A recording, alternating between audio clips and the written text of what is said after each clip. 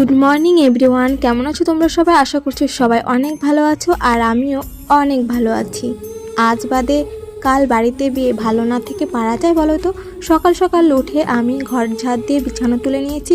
আর জানোই তো কালকে আমার পিসি এসছে, তাই পিসি উঠানটা ঝাড় দিয়েছে। আর চাটা খেয়ে আমি মোছামুছি শুরু করে দিয়েছি, কারণ কালকে উঠান লেপেছি, অনেক দু একটা ছিটে এসেছে গোবর, এর জন্য আগে মুছে নিচ্ছি, তারপর আবার লেপতে হবে গোবর মাটি দিয়ে।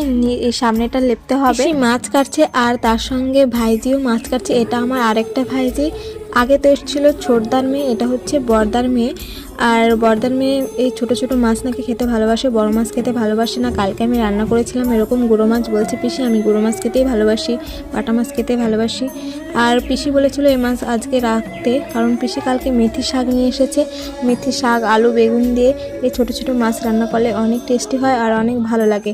আর আমার ছোট পিসি আসবে, আর পিসি বলে দিয়েছে বড় পিসিকে যে আজকে শাক রান্না করে রাখতে, তাই বাবা পিসিকে এই মাছগুলো আনতে বললো।